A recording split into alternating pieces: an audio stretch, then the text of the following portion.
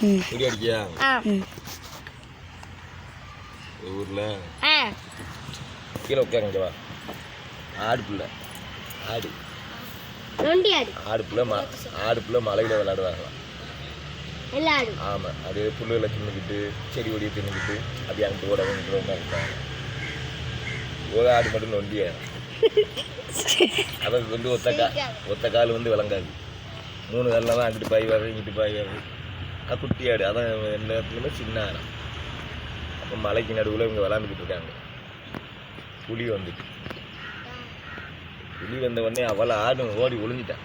இவங்க நொண்டி ஆடா இல்லையா, இவரால் ஓடி ஒளிய முடியலை. என்ன பண்ணுறாரு, அந்த மலைக்கு நடுவில் சைடில் ஒரு குகை ஒன்று இருக்கு. அது புலி குகை தான். அந்த குகைக்குள்ளே போய் ஒளிஞ்சிட்டேன். குகைக்குள்ளே போய் ஒளிஞ்சிட்டு சத்தம் காட்டாமல் இருந்தாரு. வந்து நம்மளை தின்னுமோ புலிக்குள்ள அதுக்கு தோதா குகை வாசலில் வந்து நின்றுக்கிட்டு, எவன்டா அவன் குகைக்குள்ள உள்ளே இருக்கவன் வாடா அப்படின்னு சொல்ல. இவருக்கு பயம் ஒரு பக்கம் இருக்கு, வயிற்ற கலக்கிட்டு அப்பே புலி இன்னைக்கு நம்மளை தின்னுடும் அப்படின்னு. இருந்தாலும் இவங்க மனசில் தைரியத்தை வளர்த்துக்கிட்டு 2 காதையும் சடஜடன்னு அடிச்சுட்டு, ஏய் அப்படின்ற நான் தான்டா மேக்காதக்காவா புலிக்குள்ள வெளியே இருந்து மேக்காதக்கானா என்ன பெரிய கொம்பாடா.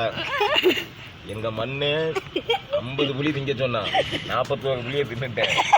49 புலியை 50வது புலி நீந்தான் வந்து சிக்கினியாடா அப்படின்னு மேக்காத கப்பில் உள்ள இருந்து காதை அடிச்சுருக்கேன்.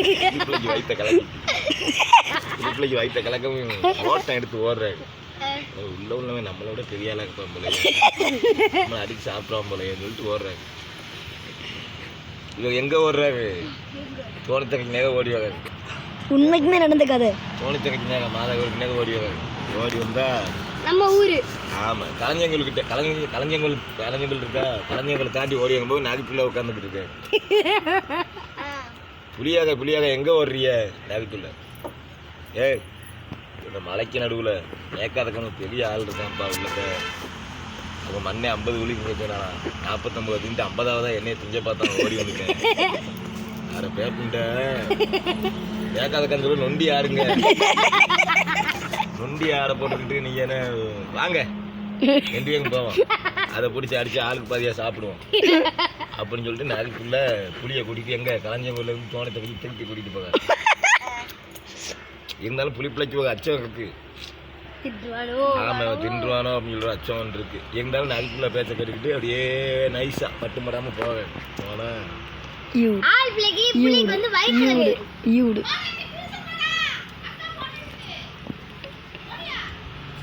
அசையாத மரம்.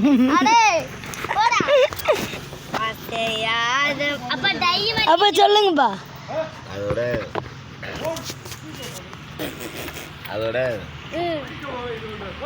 அங்கே போனால் புலிப்பிள்ளைக்கு ஒரு சின்ன பயம். ஏன்னா நம்மளே பயங்காட்டியிருக்கோம் உள்ள மலைக்குள்ளே இருந்துக்கிட்டு. ஏதுக்கும் கைத்தை வச்சுக்கோன்னு சொல்லிட்டு புலிப்பிள்ளைக்கு இடுப்பில் கைத்தை வச்சாச்சு, நாகப்பிள்ளைக்கு கழுத்தில் வச்சாச்சு. கழுத்தில் வச்சுட்டு அதாவது என்ன பண்ண பேச்சுவார்த்தைன்னா, அவன் உன்னை திங்கமாக இருந்தால் நான் அவனை இழுத்துக்குவேன் அப்படின்னு சொல்லிட்டு தான் பேச்சுவார்த்தை பேசியே போயிருக்காங்க. அதே மாதிரி அந்த மலைக்கிட்ட போய் நாகப்பிள்ளை புலி கொஞ்சம் எட்டக்க நிற்கிறான். நாகப்பிள்ளை மலை அந்த குகை வாசல் இருந்துக்கிட்டு, எவன்டா அவன் குகைக்குள்ளே இருக்காங்க வெளியே வாடா அப்படின்னு சொல்லி கூப்பிட. அதே மாதிரி ஆடுக்குள்ளே உள்ளே இருந்துக்கிட்டு காதை சடச்சடை ஏய் அப்படின்ட்டேன். நான் தானே மேக்கா எங்கள் மண்ணே 50 நகை திங்க சொன்னான், 49 தின்னுட்டேன். சிக்கினியாடா வந்து சொல்லவும் நகை புலிப்பிள்ளைக்கு வயிற்ற கலக்கிட்டு கவுண்ட் அவனையும் தின்றுவான் போல. அந்த ஓட்டம் தான் தோணத்திலேருந்து எங்கே ஓடிவாரு, தோணத்திலேருந்து ஒரு மண்டபத்துக்கு ஓடிவாரு. இடையில எத்தனை போஸ்ட்டு, எத்தனை கம்பி, எத்தனை பணமரம், ஆமாம் அடிச்சு இவங்க இழுவ சரியான இழுத்துட்டு வந்துட்டேன். வந்து சரியான நம்ம காந்திநகர் பஸ் ஸ்டாப்புக்குள்ளே வச்சு அப்படி திரும்பி பார்க்காங்க. நடுக்குள்ளே தலை மட்டும் இருந்துருக்கு சிரிச்ச மாதிரி.